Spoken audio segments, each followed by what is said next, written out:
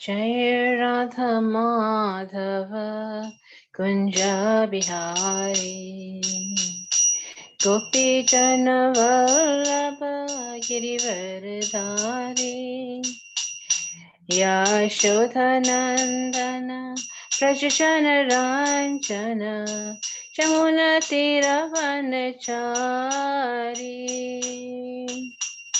Jai Radha Madhava Kunja Vihari Gopi Jana Vallabha Girivardhari Yashodhanandana Prajana Ranjana Jamuna Tiravanachari Jai Radha Madhava Kunja Vihari Gopi Jana Vallabha Girivardhari Yashodhanandana Prajana Ranjana Jamuna Tiravanachari Hare Krishna Hare Krishna Krishna Krishna Hare Hare Hare Rama Hare Rama Rama Rama Hare Hare Hare Krishna Hare Krishna Krishna Krishna Hare Hare Hare Rama Hare Rama Rama Rama Hare Hare Hare Krishna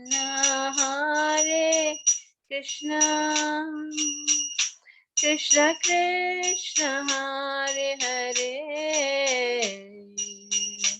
Hare Rama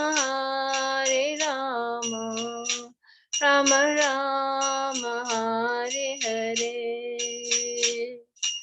Hare Krishna Krishna Krishna Hare Hare Hare Rama Rama Rama Hare Hare Hare Krishna Krishna Krishna Hare Hare Hare Rama Rama Rama Hare Hare Hare Krishna Krishna Krishna Hare Hare Hare Rama Rama Rama Hare Hare Hare Krishna Krishna Krishna Hare Hare Hare Rama Rama Rama Hare Hare Hare Krishna Krishna Krishna Hare Hare Hare Rama Rama Rama Hare Hare Jai Radha Radha Nata Radha Radha Nata Radhe Jaya Prabhupada Prabhupada Jaya Prabhupada Nitai Gaura Haribo Haribo Nitai Gaura Haribo Srila Prabhupada Ki Jai Go Premanande Haribo Om Jnana Timirandasya Gyananjana Shalakaya Chakshurmilitam Yena Tasmai Shri Guruve Namaha Shri Chaitanya Manobhistam Stapitam Yena Bhutale Swayam Rupa Kadamaya Tadati Swapadantikam He Krishna Karuna Sindhu Dinabandhu Jagatpate Gopesha Gopika Kanta Radhakanta Namosade Tapta Kanchana Gaurangi Radhe Vrindavaneshwari Vrishabhanusade Devi Pranamami Hari Priye Vanchikalpatrubhescha Kripa Sindhubhyevacha Patitanam Pavinebhyo Vaishnavebhyo Namo Namaha Jai Shri Krishna Chaitanya Prabhu Nityananda Shri Advaita Gadadhar Shivasari Gaur Bhaktavinda Hare Krishna Krishna Krishna Hare Hare Hare Rama Rama Rama Hare Hare Om Namo Bhagavate Vasudevaya Om Namo Bhagavate Vasudevaya Om Namo Bhagavate Vasudevaya. Hare Krishna, dear devotees. Welcome to today's class. We are going to speak from the Light of the Bhagavat, Analogy 15, which reads as follows. In the midst of the thunder in the cloudy sky, there appears a rainbow that has no string. Its appearance is compared to the appearance of the Supreme Personality of Godhead or his servants in the midst of the material atmosphere. Purport by His Divine Grace, A.C. Bhaktivedanta Swami Prabhupada. The Sanskrit word guna means quality or mode, as well as string or rope. When a rainbow appears during the rainy season, it is observed to be like a bow with no guna or string. Similarly, the appearance of the personality of Godhead or his transcendental servants has nothing to do with the qualitative mode of material nature. The phenomenal appearance of the transcendental Supreme Lord is eternal, the form of transcendental existence, knowledge, and bliss. The material energy works under his goodwill, and therefore he is never affected by the modes of material nature. When he appears before us in the midst of material interaction, he remains always unaffected like a stringless rainbow. By his inconceivable energy, the Supreme Lord can appear and disappear like a rainbow, which appears and disappears without being affected by the roaring thunder and the cloudy sky. The Lord is eternally the biggest of the big and the smallest of the small. The living entities who are parts and parcels are the smallest of the small, and he is the biggest of the big, as the absolute truth, the Supreme Personality of Godhead. So let's refer to Srimad Bhagavad Gita, in which the Lord says in text Bhagavad Gita 4.6. I'll read the Sanskrit and translation. Ajopi san avyayatma bhutanam ishvaropi san prakritim swam adhistaya sambhavami atmamaya. Although I am unborn and my transcendental body never deteriorates, and although I am the Lord of all living entities, I appear in every millennium in my original transcendental form. So we'll go on to the next verse, which is 4:7. And here we'll read the verse and the purport.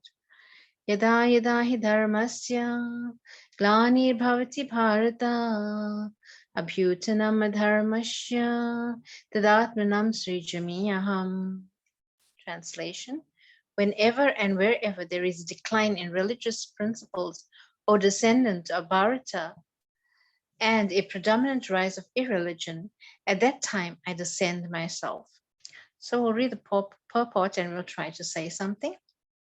The word Srijami is significant herein. Srijami cannot be used by the sense of creation because according to the previous verse, there is no creation of the Lord's form or body, since all the forms are eternally existent. Therefore, Srijami means that the Lord manifests himself as he is, although the Lord appears unscheduled, namely at the end of Dwapara Yuga, of the 28th millennium of the 7th Manu, in one day of Brahma. He has no obligation to adhere to such rules and regulations because he is completely free to act in many ways at his will. He therefore appears by his own will wherever there is a predominance of irreligion and a disappearance of true religion. Principles of religion are laid down in the Vedas, and any discrepancy in the matter of properly executing the rules of the Vedas make one irreligious. In the Bhagavatam, it is stated that such principles are the laws of the Lord. Only the Lord can manufacture a system of religion. The Vedas are also accepted as originally spoken by the Lord himself to Brahma from within his heart. Therefore, the principle of dharma or religion are the direct orders of the Supreme Personality of Godhead, Dharmam Tishakshat Bhagavat Pranitam. These principles are clearly indicated throughout the Bhagavad Gita. The purpose of the Vedas is to establish the principles under the order of the Supreme Lord.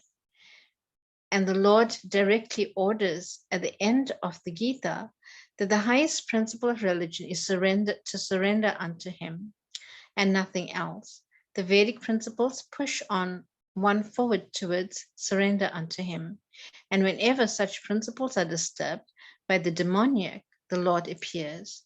From the Bhagavatam, we understand that Lord Buddha is an incarnation of Krishna who appeared when materialism was rampant and materialists were using the pretext of the authority of the Vedas.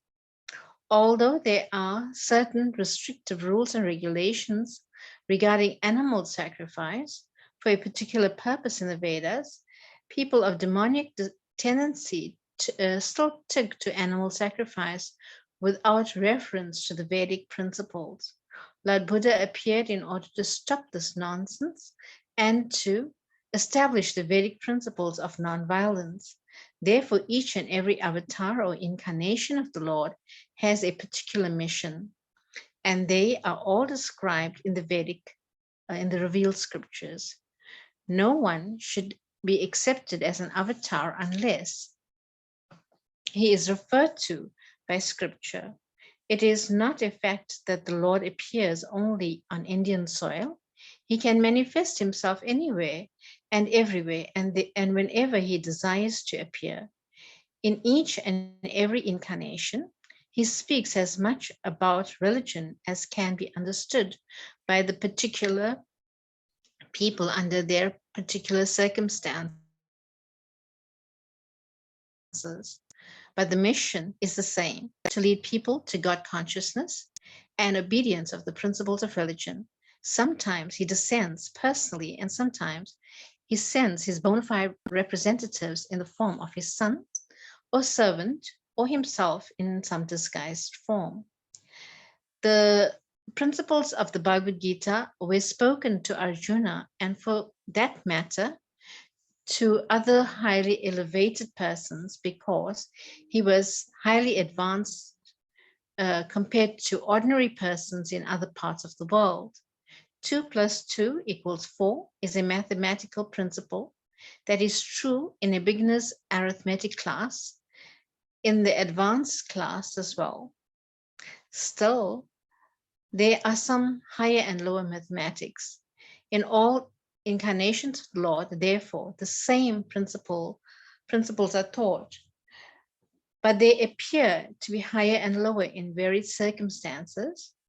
The higher principles of religion begin with the appearance of the 4 orders and 4 statuses of social life, as will be explained later. The whole purpose of the mission of incarnations is to arouse Krishna consciousness everywhere. Such consciousness is manifest and non-manifest under different circumstances. So here in this purport, Prabhupada is speaking about the Lord incarnating himself in every millennium to free the devotees and, and to reestablish the principles of religion, right? And he's talking here about when Lord Buddha appeared. So firstly, the Lord is not forced to appear because he appears on his own free will. And, he doesn't take his birth from the womb of a mother according to the material modes of material nature, because he controls material nature and he can take his birth in this world on his own accord. He does not have to wait for even for some demon to appear. He can take he can make his appearance in this world whenever he likes. But here he says that he comes whenever there is a decline in religiosity and a predominance rise of irreligion. So that is why he comes. So he comes in different forms, and we're going to be discussing some of these forms just now. But here there's one form that Prabhupada describes as Lord Buddha, where he comes as in order to stop animal sacrifice, right? So animal sacrifice in Satya Yuga or Treta Yuga was there in order to give the animal a rejuvenated body. So the animal walks through the fire and mantras are chanted, and the power of these mantras were able to give the animal a rejuvenated body, and it comes out as a baby on the other side, like a cow will come out as a calf, a rejuvenated body. So this was the method of animal sacrifice, where powerful mantras were chanted. Now, in this day and age, we don't have that facility of qualified brahmanas to do this type of sacrifice. And therefore, it is recommended that we chant the Hare Krishna Mahamantra in order to be freed from this material entanglement in this world. So I just wanted to go on to describing the different incarnations that Krishna appears in. And we know that one incarnation is Nrsimhadev, where Krishna appears in a half man and half lion form in order to save his devotee Prahlad Maharaj from his demoniac father who tried to kill him in various ways. So this incarnation is very famous, so we won't really go into that too much. But yes, so this is one of the incarnations that like Krishna comes from. Then he also comes in the form of a boar or a hog. So when Krishna comes in this form, so in the previous incarnation, I said he came as Nrsimhadev because his Prahlad Maharaj's father, Hiranyakashipu, was mistreating his son. So therefore, Nishingadevi appeared out of the pillar, right? So in order to vanquish the demon. And when he did so, then his brother Hiranyaksha, he became very disturbed about this. And he says, what? That Vishnu, he killed my brother? Now he will see what I will do to him. So then he appeared as Hiranyaksha, and he one of the things he did was he took the earth, right, the earth, and he threw it into the Garbha ocean.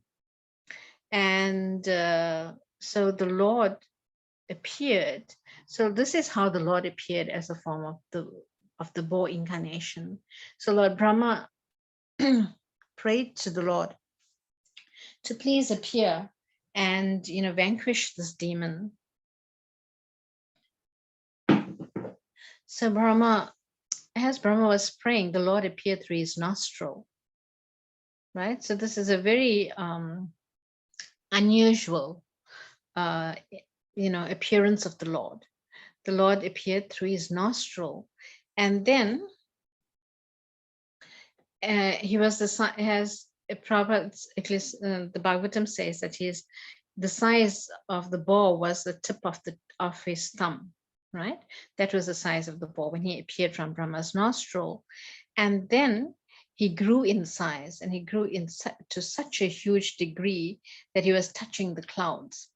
So in this way, he went to the nether regions of the universe, and he picked up the earth that was lying there, in which Hiranyaksha, put the earth into such a predicament that she was helpless.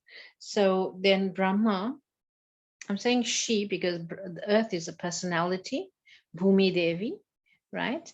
And she was in a precarious condition, and then that is how that Brahma prayed to Krishna, and Krishna appeared in the form of the boar, and he went and he saved the earth. And as he was coming out, from that ocean, and he had the earth on his tusks, and he was coming out of this ocean, then Hiranyaksha, he wanted to fight with the Supreme Personality of Godhead. And this fight is very interesting. So I'm going to read it to you from the Srimad Bhagavatam as it is, right? So just listen carefully to this narration. So it's entitled "The Battle Between the Boar, Lord Boar, and the demon Hiranyaksha." So Maitreya, text 1, Maitreya continued, "The proud and falsely glorious Daitya paid little heed to the words of Varuna, O dear Vidura. He learned from Narada the whereabouts of the Supreme Personality of Godhead, and hurriedly betook himself to the depths of the ocean." Text 2, he saw there the all-powerful personality in his boar incarnation, bearing the earth upward on the ends of his tusks, and robbing him of his splendor with his reddish eyes. The demon laughed, "O amphibious beast." The demon addressed the Lord, "O best of the demigods, dressed in the form of a boar, just hear me. This earth is entrusted to us, the inhabitants of the lower regions, and you cannot take it from my presence and not be hurt by me."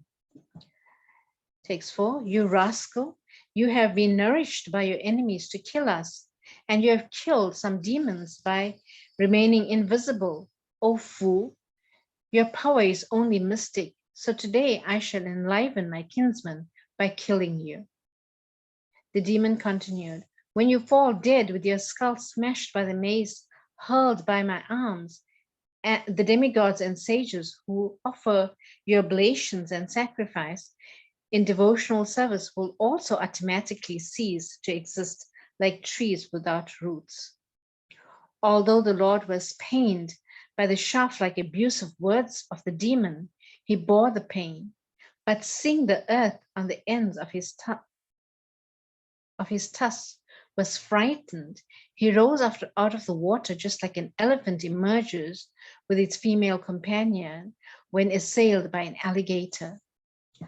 The demon, who had golden hair on his head and fearful tusks, gave chase to the Lord while he was rising from the water, even as an alligator would chase an elephant. Roaring like thunder, he said, "Are you not ashamed of running away before a challenging adversary? There is nothing reproachable for shameless creatures." The Lord placed the earth within the sight on the surface of the water and transferred to her his own energy in the form of the ability to float on water. While the enemy stood looking on, Brahma, the creator of the universe, extolled the Lord, and other demigods rained flowers on him. The demons, who had a wealth of ornaments, bangles, and beautiful golden armor on his body, chased the Lord from behind with a great mace.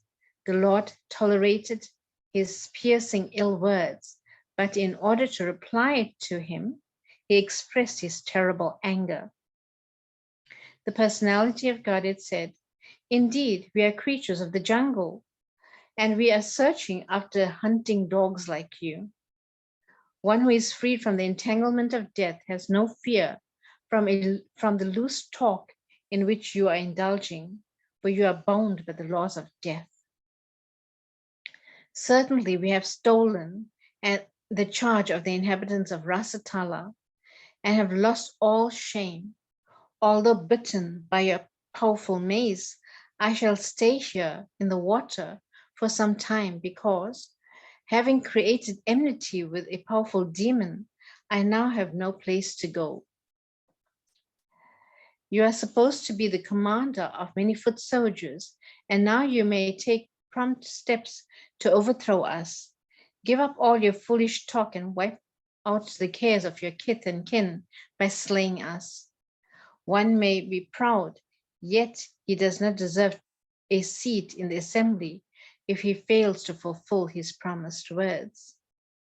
Sri Maitreya said, the demon, being thus challenged by the personality of Godhead, became angry and agitated, and he trembled in anger like a challenged cobra. Hissing indignantly, all his senses shaken by wrath, the demon quickly sprang upon the Lord and dealt him a powerful blow with a powerful mace. The Lord, however, by moving slightly aside, dodged the violent mace blow aimed at his breast by the enemy, just as an accomplished yogi would elude death.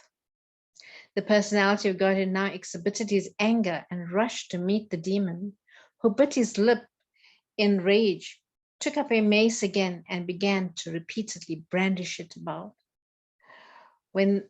Then, with his mace, the Lord struck the enemy on the right of his brow. But since the demon was expert in fighting, O gentle Vidura, he protected himself by a maneuver of his own mace. In this way, the demon Hiranyaksha and the Lord, the personality of Godhead, struck each other with huge maces, each enraged and seeking his own victory. There was keen rivalry between the two combatants. Both had sustained injuries on their bodies from the blows of each other's pointed maces, and each grew more and more enraged at the smell of blood on his person. In their eagerness to win, they performed maneuvers of various kinds, and their contest looked like an encounter between two forceful bulls for the sake of a cow. O descendant of Kuru, Brahma, the most independent demigod of the universe, accompanied by his followers, came to see the terrible fight for the sake of the world between the demon and the personality of Godhead, who appeared in the form of a boar. After arriving at the place of combat, Brahma, the leader of thousands of sages and transcendentalists, saw the demon, who had attained such unprecedented power that no one could fight with him. Brahma then addressed Narayan, who was assuming the form of a boar for the first time. Lord Brahma said, "My dear Lord, this demon has proved to be a constant pinprick to the demigods, the brahmanas, the cows, and the innocent persons who are spotless and always dependent upon worshipping your lotus feet. He has become a source of fear by unnecessarily harassing them. Since he has attained a boon from me, he has become a demon, always searching for a proper combatant, wandering all over the universe for his infamous purpose." Lord Brahma continued, "My dear Lord, there is no need to display with this, my dear Lord, there is no need to play with the serpentine demon who is always very skilled in conjuring tricks and is arrogant, self-sufficient, and most wicked." Brahma continued, "My dear Lord, you are infallible. Please kill the sinful demon before the demoniac hour arrives, and he presents another formidable approach favorable to him. You can kill him by your internal potency without a doubt." My Lord, the darkest evening, which covers the world, is fast approaching. Since you are the soul of all souls, kindly kill him and win victory for the demigods. The auspicious period known as Abhichit, which is most opportune for victory, commenced at midday and has all but passed. Therefore, in the interest of your friends, please dispose of this formidable foe quickly. This demon, luckily for us, has come of his own accord to you, his death ordained by you. Therefore, exhibiting your ways, kill him in the duel and establish the world in peace. So basically, that is the fight between the Lord and the demon. So the next chapter, text 19, explains how the Lord killed the demon, right? So we'll just read quickly that part. Sri Maitreya said, "After hearing the words of Brahma, the creator, which were free from all sins, purposes, and sinful purposes, and sweet as nectar, the Lord heartily laughed and accepted his prayer with a glance laden with love. The Lord, who appeared from the nostril of Brahma, sprang and aimed the mace at the chin of his enemy, and Hiranyaksha demon, who was stalking fearlessly before him. Struck by the demon's mace, however, the Lord's mace slipped from his hands and looked splendid as it fell down twirling. This was miraculous, for the mace was blazing wonderfully. Even though the demon had an excellent opportunity to strike his unarmed foe without obstruction, he respected the law of single combat, thereby kindling the fury of the Supreme Lord. As the Lord's mace fell to the ground, a cry of alarm arose from the witnessing crowds of demigods and rishis. The personality of God had acknowledged the demon's love of righteousness and therefore invoked his Sudarshan disc. As the discus began to revolve in the Lord's hand, the Lord contended at close quarters with the chief of his Vaikuntha attendants, who had been born as Hiranyaksha, or a vile son of Diti. There issued from every direction strange expressions uttered by those who were witnessing from airplanes. They had no knowledge of the Lord's reality, and they cried, "May victory attend you. Pray dispatch him. Play no more with him." When the demon saw the personality of Godhead, who had eyes just like lotus petals, standing in position before him, armed with a Sudarshan disc, His senses were overpowered by indignation. He began to hiss like a serpent, and he bit his lips in great resentment. The demon, who had a fearful tusk, stared at the personality of Godhead as though to burn him. Springing from the air, he aimed his mace at the Lord, exclaiming at the same time, "You are slain, O saintly Vidura." While his enemy looked on, the Lord, in his boar form, in joy of all sacrificial offerings, playfully knocked down the mace with his left foot, even as it came upon him with the force of a tempest. Then the Lord said, "Take up your weapon and try again." Eager to as you are to conquer me, challenged in these words, the demon aimed his mace at the Lord and once more loudly roared. When the Lord saw the mace flying towards him, he stood firmly where he was and caught it with the same ease as Garuda, the king of birds, would seize a serpent. His valor thus frustrated, the great demon felt humiliated and was put out of countenance. He was reluctant to take back the mace when it was offered by the Supreme Personality of Godhead. He now took a trident, which was as rapacious as a flaming fire, and hurled it towards the Lord, the enjoyer of all sacrifices, even as one would use penance for a malevolent purpose against a holy Brahmana. Hurled by the mighty demon with all his strength, and the flying trident shone brightly in the sky. The personality of Godhead, however, tore it to pieces with his discus, Sudarshan, which had a sharp edge rimmed even in Indra's cut, even as Indra cut off the wing of Garuda. The demon was enraged by his trident was cut by the discus of the Supreme Personality of Godhead. He therefore advanced towards the Lord and, roaring aloud, struck his fist against the Lord's broad chest, which bore the mark of the Srivasta. Then he went out of sight.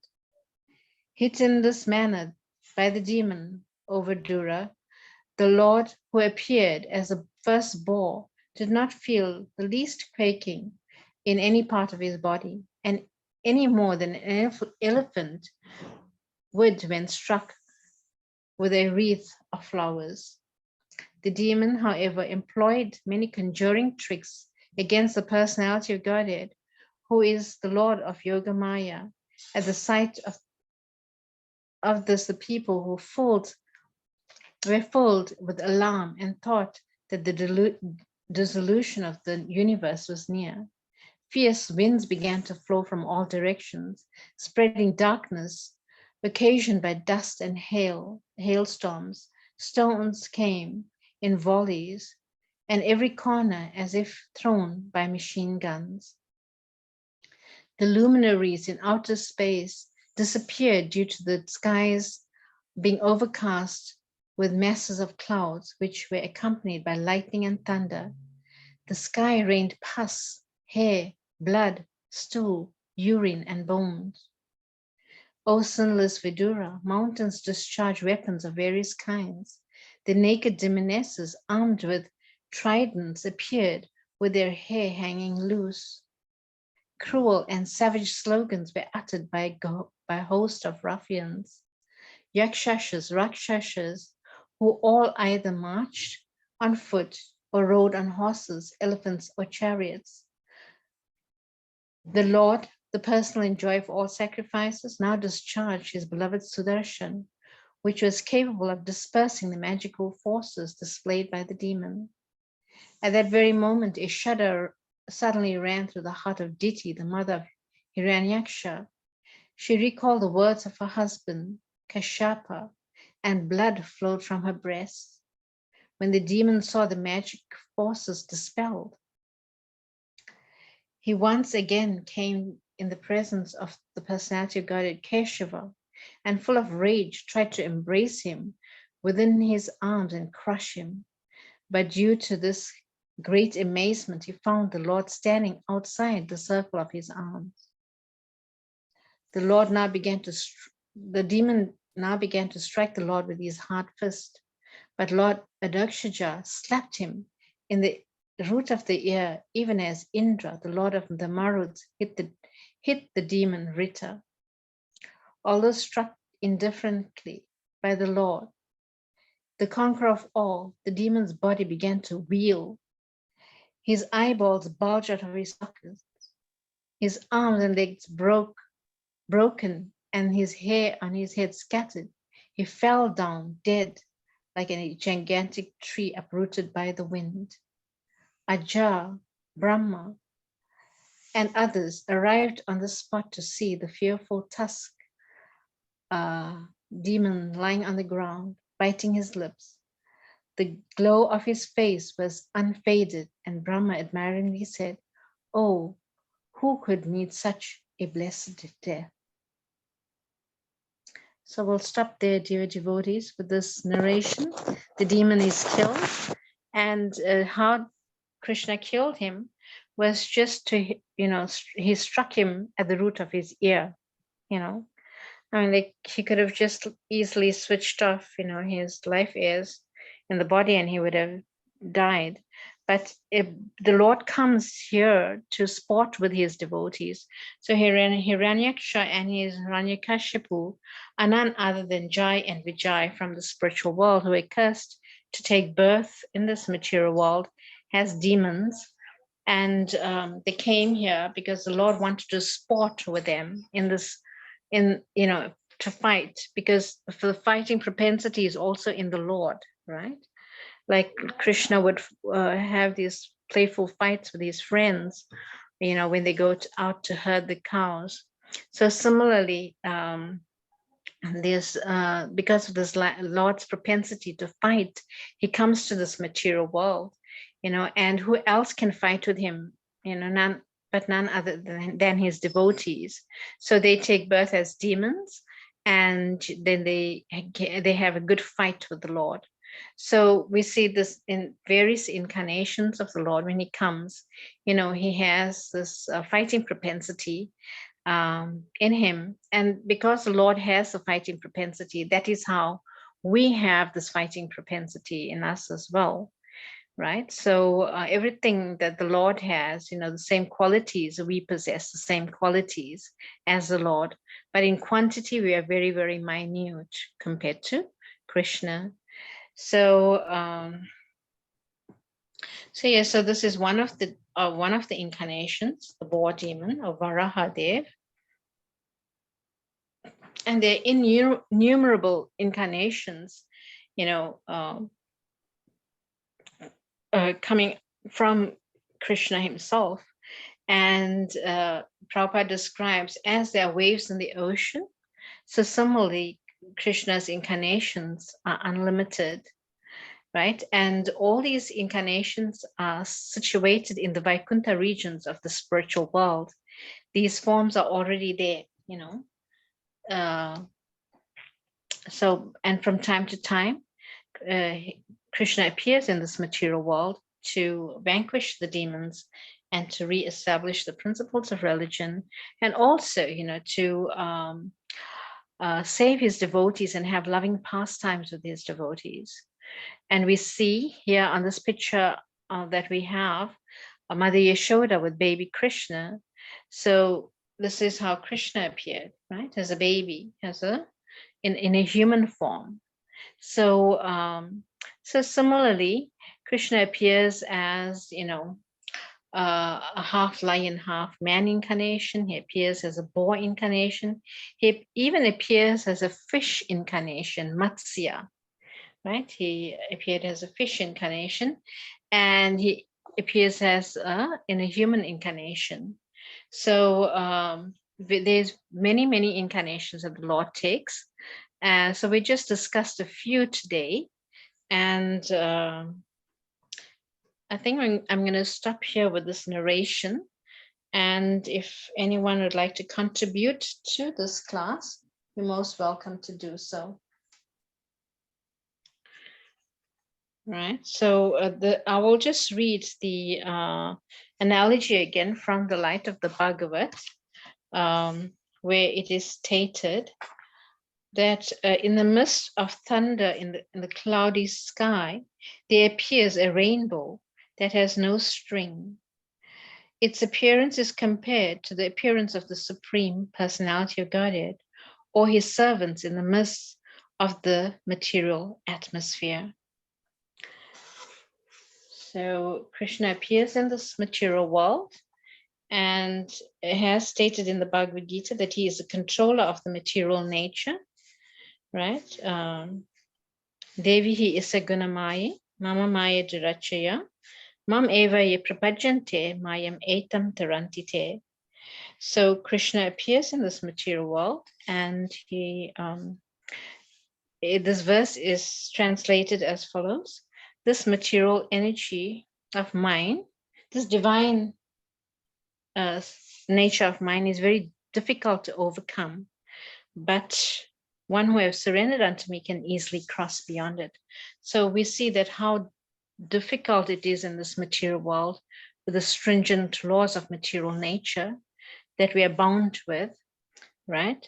But the Lord is not bound by such laws, and therefore he can free us from this entanglement, right? So it is described just as a person who is bound with the ropes, he cannot free himself, right? So similarly, you need a person that's unbound to free him. So similarly, we are in this material world and we are bound by these ropes of material nature, right? Goodness, passion, and ignorance, and multiplied, you know, 3 times and then multiplied another 3. So in this way, it's, you know, we are basically bound up like a rope. A rope is made up of different threads, right? And many threads. And yeah, so, and when it is bound, when it binds someone, so it's very hard to get out of the clutches of a rope, right? When you are bound by a rope. So therefore, we need to take shelter of someone who is unbound, and that is the Supreme Personality of Godhead. So yeah, that's it from me. If you don't have any questions, then we can do a kirtan. Anyone has any questions or would like to contribute? Anything? Hi, Manaji, thank you. Hi, Krishna Manaji. Manaji, I wanted to ask you, in the beginning, you were saying something about Krishna consciousness. If you can just please repeat that part. What specifically you were talking about? You're talking about something about everything linked to Krishna consciousness. So I just couldn't recall your exact statement. If you can recall. Everything is linked to Krishna. Yeah, you said something, some purpose is for Krishna consciousness.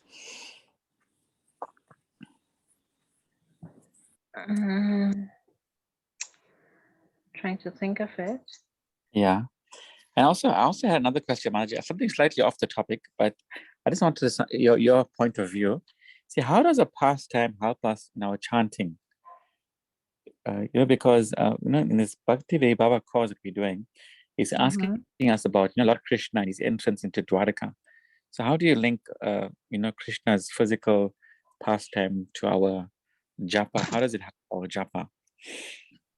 Just a general question, Yeah. So it helps. It actually helps your japa. These pastimes of Krishna, can assist your japa in that. It gives you remembrance of the Lord, right? So there's chanting, hearing, and remembering the Lord. So first you chant, right? And you hear the holy names, and then you remember the Lord by his pastimes.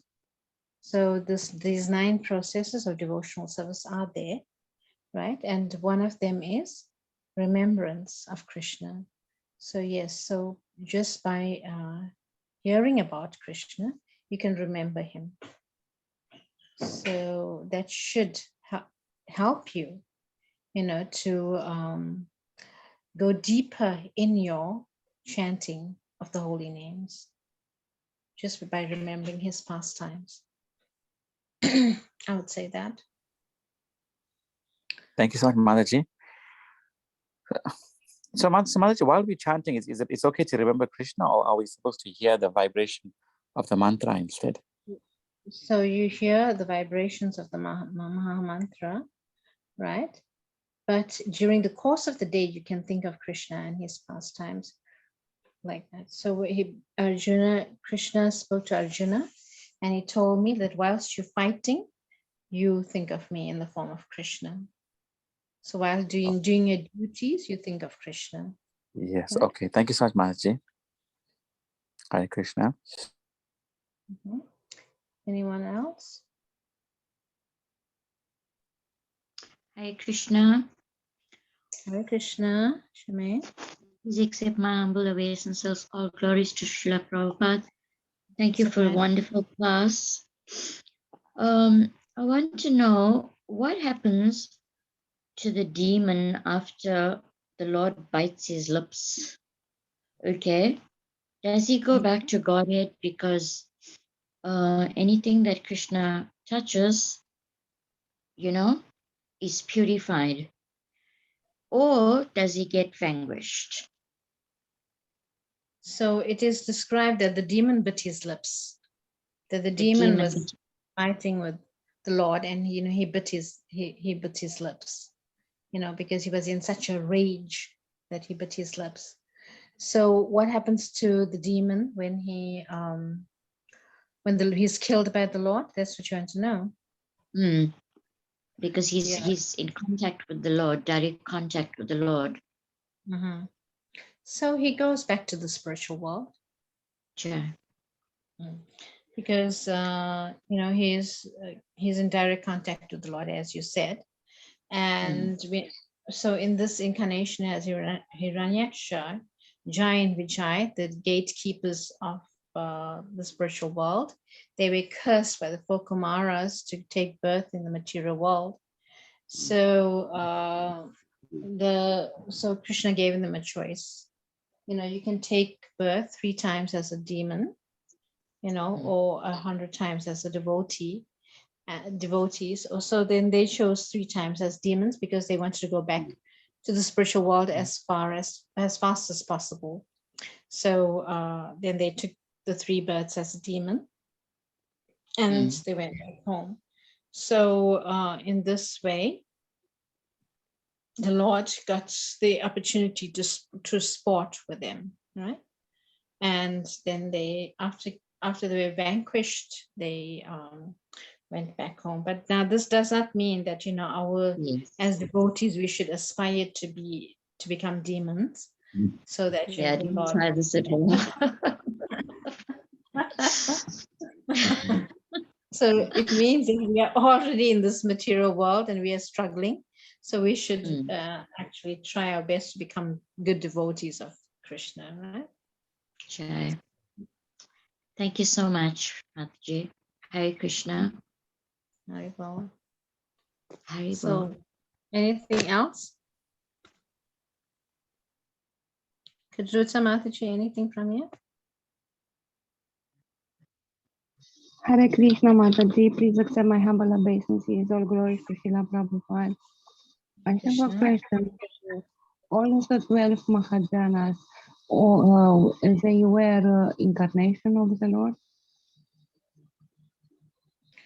All the 12 Mahajans? Yes. Well, I know Lord Shiva is one of the Mahajans, and he's an incarnation of Krishna. Well, not a direct incarnation. It's his position is described as follows that milk, Krishna is compared to milk, and Lord Shiva is compared to yogurt, right? A curd. So there's a souring agent that when you put a souring agent into the milk, it turns into curd. So he is Krishna and he's not Krishna at the same time, right? Because the yogurt is made of milk, but it's not milk, right? And it cannot turn back into milk. So in that way, we find that. Then we have Bali Maharaj, who is not an incarnation of the Lord. He's a Jiva. He's also a Mahajan.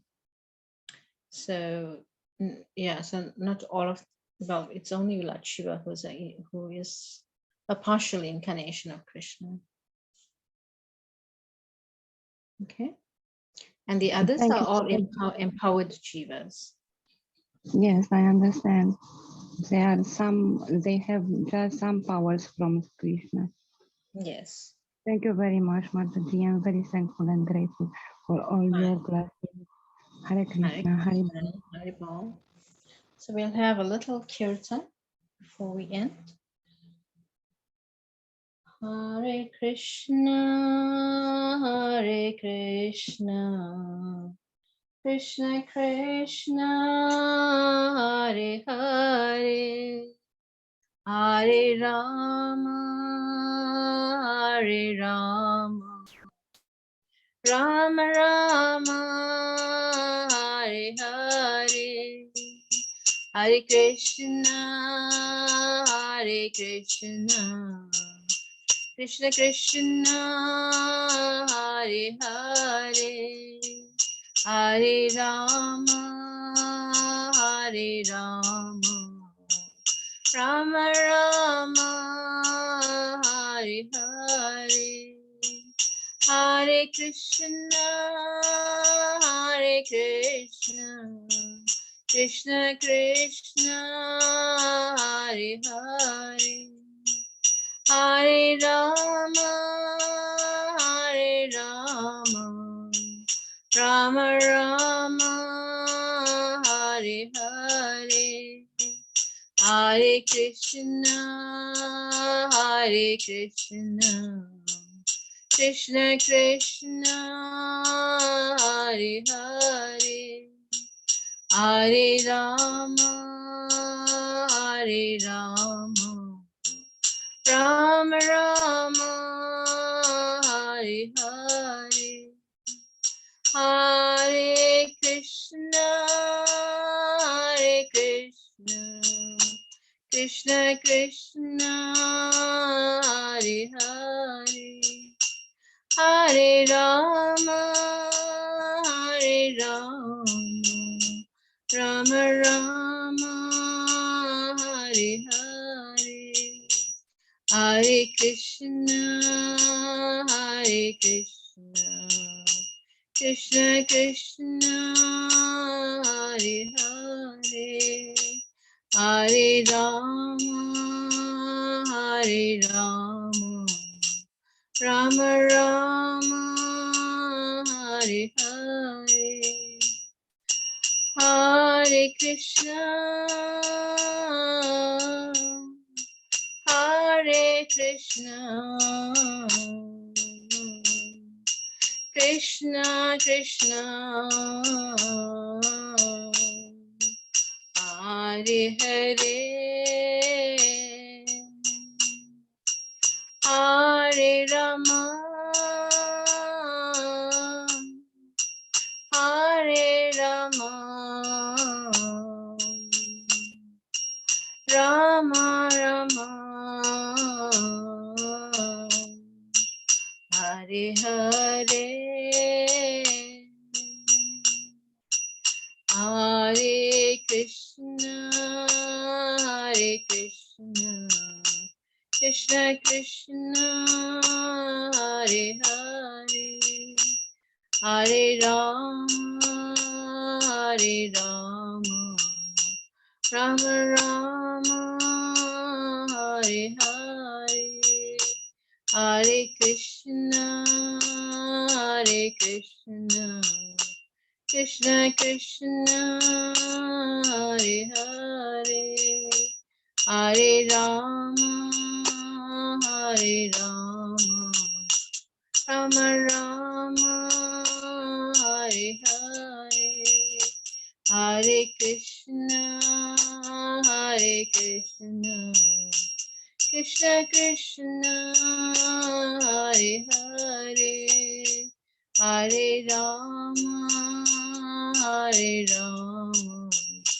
Rama Rama, Hare Hare.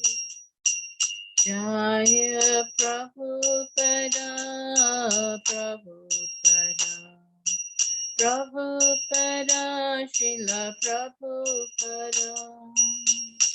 Gurudev,